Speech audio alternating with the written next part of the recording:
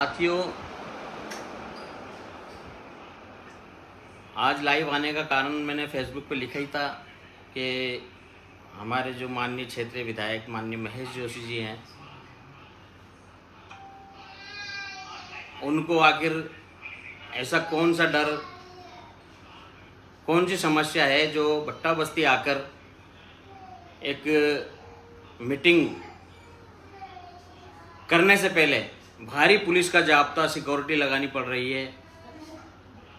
और मुझे भी अधिकारियों से फ़ोन करके समझाया जा रहा है कि भाई आप कुछ गड़बड़ मत करना।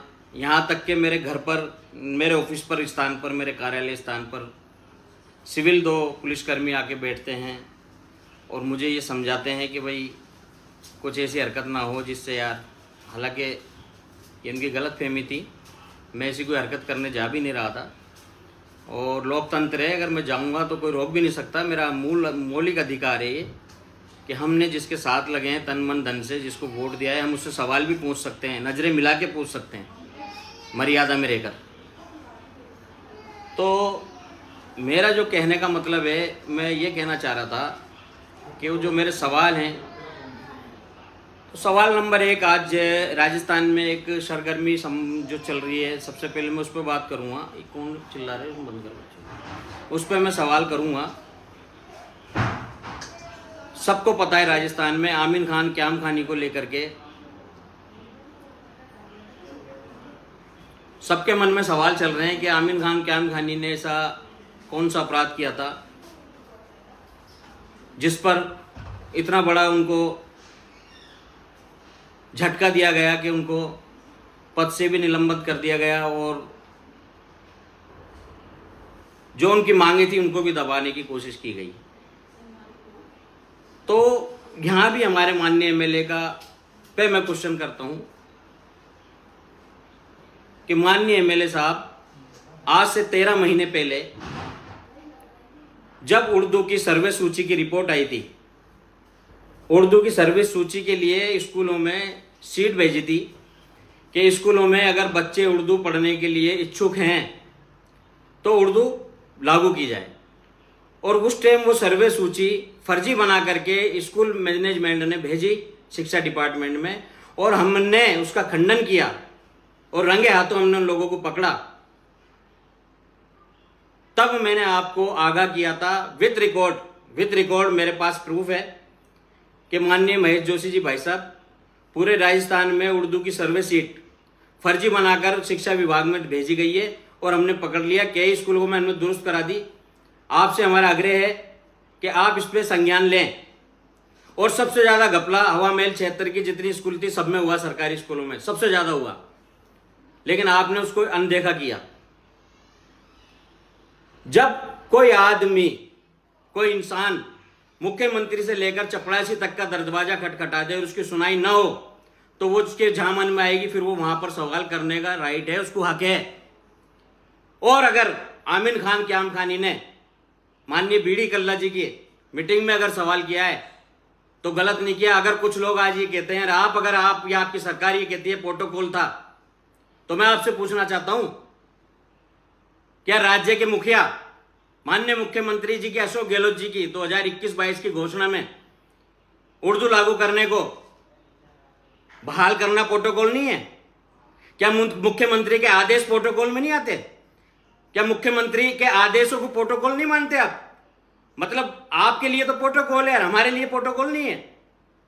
तो ये गलत है। आपसे क्वेश्चन इसलिए है कि आप माननीय मुख्यमंत्री जी के पिछले 25 साल से करीबी इसलिए हो क्योंकि आप माननीय मुख्यमंत्री को ये बता चुके हो, और बतानी सही बात थी वो पहले, कि मैं जयपुर शहर के मुसलमानों का इकलौता नेता हूं।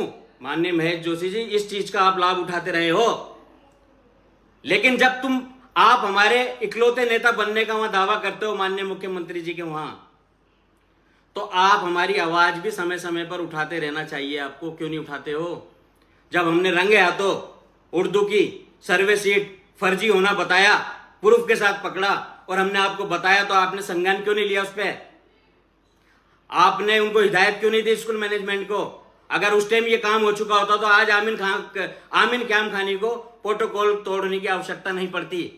और हो सकता है उन्होंने प्रोटोकॉल तोड़ा हो, लेकिन मसला पर्सनल उनका व्यक्तिगत नहीं था, मसला समाज का था। मंत्री जी को चाहिए था उन्हें स्टेज पे बुलाते, उनकी बात सुनते, उन्हें आश्वस्त करते, बल्कि आपने बदले की भावना दिखाई, जिससे पूरे कांग्रेस सरकार की आज किरकिरी हो रही है। आपने बदले की भावना दिखाते दूसरे दिन उसको निलंबित कर दिया। ये गलत है और ये मेरा सवाल है, आप जवाब देना इसका। और मेरे कने ऑन रिकॉर्ड प्रूफ है, मैंने आपको मैंने विथ मैसेज के, आपके मैसेज पे फोन पर मैसेज करके सारी बात बताई, लिखत में बताई थी। नंबर 2, आपका सौतेला व्यवहार। आप फायदा तो उठाते हो मुसलमान नेता बनकर सीएम साहब के वहां से और मुसलमानों को ही कुचलते हो। आपने हाल ही में 10 दिन 15 दिन पहले छात्र चुनाव के वक्त एक थाने एसआई ने, जिसका नाम है इमरत सिंह, सुभाष चौक थाने पर नियुक्त, उसने आपके किसी कार्यकर्ता से बदतमीजी कर ली। आपने तुरंत उसको सस्पेंड कर दिया। आपने तुरंत उसको सस्पेंड कर दिया। लेकिन आज से 9 महीने पहले 7 जनवरी को जब एक पुलिस के बड़े अधिकारी एसीपी ने हमें कमरे में ले जाकर बंद कर हमारे साथ बदतमीजी की, तो आपने विधिक कार्रवाई के लिए बोल दिया। यहां तक कि हमारा क्वेश्चन ये भी था कि आपके बेटे के फोन पे हमारे साथ बदतमीजी की है, आपके फोन से, आपने फोन की जांच नहीं होने दी। और आज आपके खास कार्यकर्ता के साथ जब बदतमीजी हुई तो आपने ऑन द स्पॉट उसको सस्पेंड करा दिया। अब उसको हाथों सस्पेंड कर दिया और एक तरफ आज से 7 जनवरी को जब मेरे साथ उसने बदतमीजी की तो उस पर विधिक कार्रवाई, यहां तक कि टेलीफोन तक की जांच नहीं होने दी और हमने सारे दरवाजे खटखटाए, आपने हमारी जांच रोक दी। अब आपकी दोहरी नीति यहां सामने आती है कि वो सस्पेंड क्यों हुआ हाथों हाथ, क्योंकि उस टाइम इस बार सस्पेंड इसलिए किया आपने हाथों हाथ कि इस बार पप्पू कुरैशी नहीं था, इस बार अफजल महबूब नहीं था, इस बार असलम फारूकी नहीं था, इस बार कोई और मुस्लिम पार्षद या मुस्लिम नेता नहीं था, इस बार मित्रदेव गांधी था। यह आपकी दोगली नीति है। अगर इस बार भी अगर कोई मुस्लिम होता, अगर किसी मुस्लिम के साथ, आपके कार्यकर्ता के साथ, किसी मुस्लिम आपके पार्षद के साथ अगर ये बदतमीजी होती तो आप सस्पेंड नहीं करते, आप विधिक कार्रवाई का हवाला देते हो। लेकिन अब की बार मित्रदेव गांधी थे और आपने तुरंत एक्शन लिया और उस अधिकारी को, जिसने कुछ गलत भी नहीं किया था, उस पर बदतमीजी का आरोप लगाए बगैर जांच के, बगैर विधिक कार्रवाई के, और आपने बगैर सोचे समझे उसको सस्पेंड कर दिया, जो बिल्कुल गलत है। एक तो ये गलत है, उसके साथ अन्याय हुआ, और दूसरा ये गलत है कि आपकी नीति यहां दर्शाती है कि आप हिंदू मुसलमान में भेदभाव रखते हो। आपकी नीति आरएसएस वाली है, आप आरएसएस नीति पे काम करते हो। जब एक मुसलमान के साथ कोई बदतमीजी करता है, कमरे में बिठा के बंद करके उसके साथ बदतमीजी करता है, अभद्र भाषा बोलता है, तो आप कुछ एक्शन नहीं लेते हो। और जब एक थानेदार किसी आपके कार्यकर्ता हिंदू भाई के साथ बदतमीजी करता है तो आप तुरंत बिगैर सोचे समझे एक्शन लेते हो। यह आपकी आरएसएस विचारधारा है, यह आपकी नीति और आपकी कथनी में फर्क है। और उसी एसीपी का जब ट्रांसफर लिस्ट में नाम आने का होता है, जिसने हमारे साथ बदतमीजी की, तो आप उसके पक्ष में, उसके बचाव में डिजायर लिख के देते हो। क्यों? क्योंकि उसने आपका भांडा नहीं फोड़ा अभी तक कि आपने आपके परिवार में से फोन करवा के मेरे को तड़ी दिलवाई थी। यह मेरा तीसरा सवाल। नगर निगम के चुनाव होने को 1 साल 9 महीने हो गए, 1 साल 9 महीने हो गए पूरे, यानी 21 महीने। और आपके चुनाव यानी एमएलए के चुनाव होने में मात्र 15 महीने बाकी हैं और 12 महीने आचार संहिता में लगना बाकी है। आप ये बताइए 21 महीने में आपने पार्षदों को चेयरमैन क्यों नहीं बनने दिया? जबकि आमीन कागजी साहब राजी थे, रफीक खान साहब राजी थे, प्रताप सिंह जी राजी थे, लिस्ट बन गई थी, चेयरमैनों के नाम सेलेक्ट हो गए थे, आपने क्यों नहीं बनने दिया? यहां 3 सवाल पैदा होते हैं। क्या उसकी वजह यह थी कि अब के बार नगर निगम में मुस्लिम चेयरमैन ज्यादा बनने जा रहे हैं? क्या उसकी यह वजह थी कि अब की बार नगर निगम में मुस्लिम चेयरमैन बनने जा रहे हैं? या उसकी यह वजह थी कि ये लोग अगर चेयरमैन बन गए तो इनके हस्तक्षेप हो जाएंगे, मुझे खुद को अपना होल्ड रखना है अधिकारियों पे, मुझे खुद को उगाई करनी है, मुझे खुद को टेबल के नीचे से पैसा मंगाना है। क्या वजह थी, क्या वजह थी जो 21 महीने में आपने चेयरमैन नहीं बनने दिए? या तीसरी ये वजह थी, या तीसरी ये वजह थी कि मेरे चुनाव तक, एमएलए के चुनाव तक इनको दबा के रखना है, इनके साथ अन्याय करना है ताकि ये मेरे दबिश में रहे, मेरे खिलाफ ना जाए और मेरे घपले को दबा के रखे, मेरे सामने बोल ना सके। क्या वजह थी जो आपने इन लोगों को चेयरमैन नहीं बनने दिया? आज अगर ये लोग चेयरमैन बनते तो मेरा ऐसा मानना है, मेरा ऐसा नहीं, हर बुद्धिजीवी आदमी का ऐसा मानना है कि विकास को लेकर एक मजबूती पैदा होती। आज इन लोगों का दायरा बढ़ता तो हमारे क्षेत्रों में विकास होता, लेकिन आपने इनको चेयरमैन नहीं बना, पूरी नगर निगम पे अपना इंटरफेयर रखा, पूरे अधिकारियों पे अपना काबिज रखा, कब्जा रखा, जबकि आपका फर्ज नहीं है नगर निगम में इंटरफेयर करने का। नगर निगम में इंटरफेयर करने का फर्ज है महापौर का, नगर निगम में इंटरफेयर करने का फर्ज है चुने हुए पार्षदों का, नगर निगम में इंटरफेयर करने का फर्ज है जो नेता नियुक्त, जो अधिकारी नियुक्त हैं, आईएएस, आईपीएस, आरएस, उनका। लेकिन आप पूरी नगर निगम में इंटरफेयर रखते हो क्योंकि सबसे ज्यादा कमाई नगर निगम से आती है, इसलिए आपने इन लोगों को चेयरमैन नहीं बनने दिया। और मैं सवाल कर रहा हूं, आप जवाब दीजिएगा मेरे सवालों का। नंबर 5, कच्ची बस्ती। कच्ची बस्ती में हवा महल क्षेत्र में सबसे ज्यादा कच्ची बस्ती एरिया आता है और पिछले 30 साल से उनको नियमन नहीं किया गया, ना पट्टे दिए गए, और आपने घर घर के एक एक व्यक्ति से पट्टे, ये वादा किया था नहीं दूर कर दूंगा, मैं अब की बार जीतने के बाद कच्ची बस्ती के पट्टे बनवाऊंगा। लेकिन पट्टे बनवाना तो बहुत दूर है, कोसों मील दूर है। आप या आपका कोई आदमी आज उन गरीब बेसहारा लोगों की बात सुनने तक को तैयार नहीं है। और तो और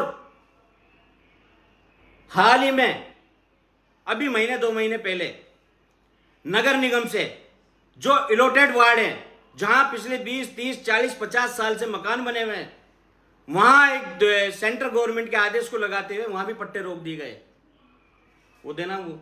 वहां भी पट्टे रोक दिए गए और ये कहते हुए रोक दिए कि हवा महल जोन के 23 वार्डों में से 7 वार्ड छोड़ के,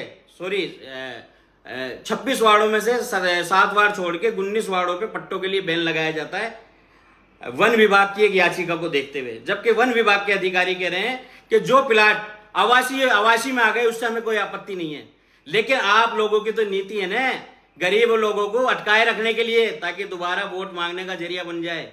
ये वन विभाग के अधिकारी अखबार में जो तुरंत हाथों हाथ आ गई थी कि जो मकानात पूर्व से बने हुए हैं और आबादी क्षेत्र में वन विभाग की जगह को छोड़कर हैं, उन पे पट्टों से हमें कोई एतराज आपत्ति नहीं है। लेकिन आपने, हमारे नेता, हमारे बोर्ड से, हमारे रहनुमा बनकर, क्या आपने आवाज उठाई इस चीज पर कि भाई पट्टे क्यों नहीं दिए जा रहे इनको? क्या आपने कोई चिट्ठी पत्र लिखा? आपने उर्दू के ऊपर, उससे हमने कहा उस टाइम, जो अभी मैंने पहले भी कहा, उर्दू पे आपने कोई पत्र लिखा कि उर्दू में घपला हो रहा है? क्या आपने ये आवाज उठाई? क्या आपने ये आवाज उठाई? 2018 में जब चुनाव हुए थे, आप जीत के आए थे, तब 1 से लेके 5वीं क्लास तक, 1 से लेके 5वीं क्लास तक उर्दू लागू थी, उर्दू की पढ़ाई लागू थी, उर्दू की किताबें लागू थी, उर्दू की शिक्षा लागू थी। लेकिन 2019 में आपकी सरकार बनते ही 1 से 5वीं क्लास जो उर्दू की पढ़ाई हो रही थी वो भी हटा दी गई, बंद कर दी गई। आपने क्यों आवाज नहीं उठाई? आप तो जयपुर के इकलौता नेता थे ना माइनॉरिटी के, आपने क्यों पत्र नहीं लिखा?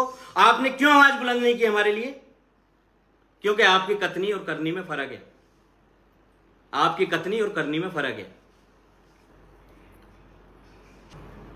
नंबर 7 हुआ मेरा सवाल, मानबाग जमीन को लेकर, जिस जमीन को लेकर आपके आदमियों ने यह भ्रम फैलाया था कि पप्पू कुरैशी वहां पर जाकर कब्जे कर रहा था और माननीय महेश जोशी जी ने पप्पू का साथ नहीं दिया, इसलिए पप्पू कुरैशी विरोध कर रहा है। तो भाई साहब, मैं आज आपको खुले शब्दों में बताना चाहता हूं कि पप्पू कुरैशी का जमीन इतना बिका हुआ नहीं है कि कहीं जाकर कब्जे करेगा। उस जमीन के मैं पैसे भी मुफ्ती साहब को दूंगा और शायद दे भी चुका हूं, और मैं उस जमीन को आज मंदिर या मस्जिद में भी देने के लिए तैयार हूं, जीतने के बाद मदरसे में देने के लिए तैयार हूं, हॉस्टल में देने के लिए तैयार हूं, कौम के समाज के किसी भी काम में देने के लिए तैयार हूं। लेकिन आप अपनी नीति स्पष्ट करो कि आज जब वो लोग कोर्ट में से भी खारिज हो गया उनका मुकदमा, और जब आपको ये एहसास हुआ कि अब अगर ये मैसेज जयपुर में जाएगा कि पप्पू कुरैशी की लड़ाई सही थी तो लोग मुझ पे थूकेंगे, तो आपने कौन सी छोटी नीति अपनाई? आपने थाना अधिकारी को बोल करके बोला विवादित स्थिति बना करके और इसको कुड़क कर दो। और एसएचओ साहब ने आपके कहे अनुसार उस जमीन को विवादित बताकर इस्तिगासा पेश किया एडीएम नॉर्थ के सामने कि जमीन विवादित है, जिसमें हमने हमारा पक्ष रखा। 16 या 151 में पाबंद होना जरूरी है, हमारा वहां कोई झगड़ा नहीं है, हम विधिक तौर पर न्यायालय में लड़ाई लड़ रहे हैं, अगर हमारी जमीन होगी तो हमें मिलेगी, हमारा कोई इसमें लड़ाई नहीं है। लेकिन रफीक खान साहब ने, माननीय रफीक खान एमएलए साहब ने, जब हमने उनको ये सारी घटना बताई, अल्पसंख्यक आयोग होने के नाते हमने जब लिखित में दी कि हमारे साथ ये अन्याय हो रहा है और पूरी हेड मिनिस्ट्री पे माननीय महेश जोशी का कब्जा है और हमारी कहीं सुनवाई नहीं हो रही, तो उन्होंने हमारी बात को सुनकर माननीय कमिश्नर महोदय को, आनंद श्रीवास्तव जी को फोन किया और उनको सारी घटना बताई। और मैं धन्यवाद देता हूं कमिश्नर साहब का, उन्होंने कहा कि पप्पू जी को मेरे पास भेजो, मैं उनसे सारी बात सुन के इस पर संज्ञान लूंगा। और रफीक भाई ने कहा कि नहीं, पप्पू समझा नहीं पाएगा आपको सारी बात, मैं आता हूं पप्पू के साथ। और वो साथ गए मेरे और उन्होंने सारी बात बताई और कमिश्नर साहब के समझ में आई और मैं उनका आभारी हूं, उनका आभार व्यक्त करता हूं। उन्होंने स्पष्ट तौर पर कड़े शब्दों में कहा कि इंचार्ज साहब ये गलत हो रहा है, आप कानून सबके लिए बरोबर है, 145 की कार्रवाई होगी, सब पे होगी, निर्माण होगा सबका होगा, काम होगा सबका होगा, और काम नहीं होगा सबका नहीं होगा। और जब दोबारा इस्तिगासा गया 145 का, तो जितने भी वो प्लाट धारी थे, 10 प्लाट थे जिनके इन्होंने डरा धमका के खरीद लिए वो, और जो बचे हुए हैं 4-5 प्लाट वो जिनमें मेरे भी आते हैं वो मुफ्ती साहब वाले, सबका इस्तिगासा गया दोबारा। और वो चीज वो प्लॉट में बने हुए हैं, प्लॉट में शपथ पत्र में लिख करके भेजी कि खसरा नंबर 66 में पूर्व में बनी हुई मस्जिद और मकानात को छोड़कर बचे हुए भाग को राज्य सरकार अधीन लेना आवश्यक है। जो हम 8 महीने से कह रहे थे, वो माननीय कमिश्नर साहब के एक आदेश पर वो काम हुआ। लेकिन आपके आदमी जिनको आपने भूमाफियाओं की कमान संभला रखी है, उन्होंने थाने को गुमराह करके पुलिस पे दबाव डाल के झूठी रिपोर्टें पेश करवाई। नंबर 8वां मेरा सवाल, हमने आपको समय समय पर लिखित रूप में चिट्ठी दी क्या हमारे एरियो में सामूहिक विवाह स्थल बना दीजिए, एक करवाला एरिया में बना दीजिए, एक भट्टा बस्ती एरिया में बना दीजिए, और हमारे ही नहीं समाज के हर उस वर्ग के एरिया में जहां आवश्यकता है वहां बना दीजिए। लेकिन आपने हमेशा ये जवाब दिया जगह बताओ जगह बताओ जगह बताओ। हमने जगह भी बताई, लेकिन उन जगहों पर विवाह स्थल तो नहीं बने, लेकिन आज आपने कब्जे करवा दिए। आप वार्ड 16 में आके देखो, 600 गज से लेके 1200 गज पे एक एक आदमी ने कब्जा कर रखा है। आप वार्ड 5 में आके देखो, वार्ड 6 में आकर के देखो, आपने उन जगहों पर विवाह स्थल तो नहीं बनवाए, सार्वजनिक समाज के हित में तो काम नहीं किए, लेकिन आपके आदमियों से आपने कब्जे करवा दिए। और कोई भी भाई मेरी बात झूठी निकल जाए तो मैं कानूनी तौर पर दंडनीय सजा पाने के लिए जिम्मेदार हूं। खुले शब्दों में बोल रहा हूं, अगर मेरी कही हुई बात का आप जवाब दीजिए और मुझे झूठा साबित कर देते हैं तो मैं कानूनी तौर पर दंडित होने के लिए तैयार हूं, जेल जाने के लिए तैयार हूं। आपने उन जगहों पर समाज के लिए काम नहीं किया, आपने उन जगह पर अपने लाडले अपने प्यारों के कब्जे करवा दिए। नंबर 9, हर वक्त हमने कहा है डिस्पेंसरी बना दीजिए, बल्कि भट्टा बस्ती में 5 प्लॉटों की जगह पड़ी हुई है और वो डिस्पेंसरी के लिए उस पर मार्क भी डाला हुआ है निगम की नोट शीट पर, लेकिन आपने आज तक मंजूर नहीं करा। हमने कहा था एक सफा खाना बन जाए, लेडीज जनाना, एक डिस्पेंसरी, एक कमरा डिस्पेंसरी बन जाएगा और करीब 250 गज जमीन है। 200 गज में जो महिलाओं का जो चिकित्सालय जो होता है, डिलीवरी के लिए जो हॉस्पिटल होता है, वो बन जाएगा। लेकिन आपने हमारी बातों पे ध्यान नहीं दिया, बल्कि पूरी तैयार थी, वो जगह थी 250 गज जगह थी, वो जगह इलोटेड जगह है और नगर निगम के वहां मार्ग हुई भी है। लेकिन आपकी पूरी मंशा थी, क्योंकि वो वार्ड 15 में आपकी पूरी मंशा थी, अगर वहां से भी आज कोई और पार्षद होता तो 250 गज जगह जो आज कम से कम 3 करोड़ रुपए की है, 2.5 से 3 करोड़ रुपए की है, आज उस जगह पे भी कब्जा हो जाता। लेकिन वो वार्ड 15 में, इसलिए मैंने नहीं होने दिया, और ना मेरे होते साथे कोई कर सकता कब्जा। Number 10, school. आपने हमें कहां पर स्कूल मुहैया कराई? आपने पिछले 12-15 साल पहले राज्य वसुंधरा राज्य के आदेश पारित हुए हुई जमीन पर, सैंक्शन हुई जमीन पर, आपने अभी तक करबला में वो जगह पड़ी हुई है, बाउंड्री हुई, उस पर स्कूल क्यों नहीं बनाई? क्यों उस पर स्कूल अभी तक नहीं बनी? आपने भट्टा बस्ती कब्रस्तान के पश्चिमी वाले एरिया में, जहां अभी तक कब्रस्तान का काम शुरू नहीं हुआ, वहां अभी तक जनाजे दफनाए नहीं जाते, वहां पर सैंक्शन हुई हुई टंकी क्यों रद्द कराई? सैंक्शन हुई हुई टंकी, टेंडर हुई हुई टंकी क्यों रद्द कराई? क्या आपको पता नहीं है 60,000 आबादी की एरिया में एक टंकी काफी नहीं होती? आपने नवाब चिरानिया वाले वार्ड 23 और 19 में लगते हुए जोंड एरिया में मुहूर्त करा, वाहवाही लूटी, जे टंकी सैंक्शन करवाई वहां पर भी वापस से कैंसिल क्यों हो गया? क्यों हो गया? क्या आपका ध्यान सिर्फ चौथ वसूली में लगा रहता है कि इन लोगों को कैसे डरा के धमका के कैसे इनको अपनी मुट्ठी में रखा जाए? क्या आपका ध्यान इस चीज की ओर नहीं जाता कि इन लोगों की परेशानी क्या है? इन लोगों की इस चीज पे आप नहीं सोचते कभी? इन लोगों की परेशानी क्या है? इन चीज पे आपका ध्यान नहीं जाता कभी भी? आपका ध्यान इस चीज पे नहीं जाता जब आपका कोई थाने का अधिकारी नाजायज किसी को फंसाता है और रात को 12 बजे जब आपके पास 50 लोग जाते हैं तो आप फोन उठा करके कह देते हो अभी तो मैं सो रहा हूं, सुबह आ जाना।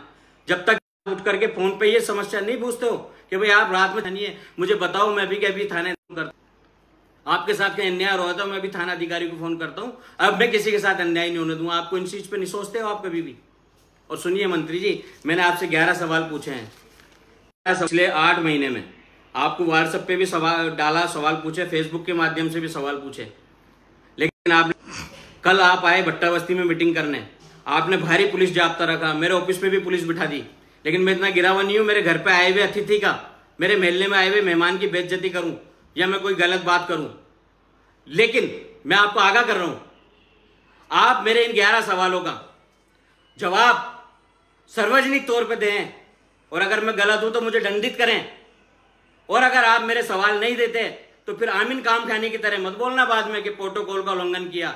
मुझे आप जहां भी मिलोगे, जिस मंच पे भी मिलोगे, जिस मीटिंग पे भी मिलोगे, मैं आपसे ये सवाल मर्यादा में, विनम्रता से और लोकतांत्रिक तरीके को अपनाते हुए मैं आपसे ये सवाल पूछूंगा। जब तक आप मुझे जवाब नहीं दोगे मैं ये सवाल पूछूंगा आपसे, क्योंकि ये मेरा मौलिक अधिकार है। और मेरा अधिकार खास तौर पे इसलिए हो जाता है कि आप मेरी कॉन्स्टिट्यूंसी के एमएलए हो, और मेरा अधिकार इसलिए हो जाता है कि मैंने आपको समर्थन दिया था, और मेरा अधिकार इसलिए भी हो जाता है कि मैं आपका वोटर हूं, और मेरा अधिकार इसलिए भी हो जाता है कि मैंने लोगों से विनती की थी, अपील की थी आपको वोट डलवाने की, इसलिए मेरा पूछने का अधिकार है। मैं आपसे सवाल पूछूंगा, जहां भी मिलोगे पूछूंगा, लेकिन मर्यादा में पूछूंगा, बदतमीजी नहीं करूंगा, मर्यादा में पूछूंगा। और लोकतंत्र ने जो मुझे राइट दिया है, संविधान ने जो मुझे राइट दिया है, उस राइट को साथ लेकर पूछूंगा। फिर चाहे पुलिस खड़ी कर देना, आपके दादा गुंडे बदमाश खड़े कर देना, मुझे किसी से डर नहीं लगता। मैं सिर्फ खुदा से डरता हूं, मुझे किसी से डर नहीं लगता। लेकिन मैं सवाल पूछूंगा। सवाल अभी और हैं, लेकिन आज की जो आपकी गुंडा टीम को चला रहा है, जो आपकी गुंडों का भूमाफिया आपकी गुंडा टीम को चला रहा है, उसने और आपके पटवारी ने कहां पे किन किन जमीनों पे रिकॉर्ड में घपला किया है, सारा प्रूफ निकलवा लिया मैंने। सवाल बहुत हैं, लेकिन फिलहाल आप इन 11 सवालों का जवाब दो। और अगर आप नहीं देते तो समाज के लोग सब सुन रहे हैं, मैं आपसे भी पूछना चाहता हूं, ये मुद्दे मेरे अकेले के नहीं है, आपके भी मुद्दे हैं। अगर ये लोग सवालों का जवाब नहीं देते तो क्या मेरा पूछने का राइट नहीं है किसी भी मीटिंग में, किसी भी मंच पर? क्या मेरा अधिकार नहीं है? और अगर मेरा अधिकार नहीं है तो फिर आप लोगों का भी कोई अधिकार नहीं है। फिर आप भी किसी से ये कहने का राइट नहीं रखते कि ये गलत कर रहा है या सही कर रहा है। क्यों?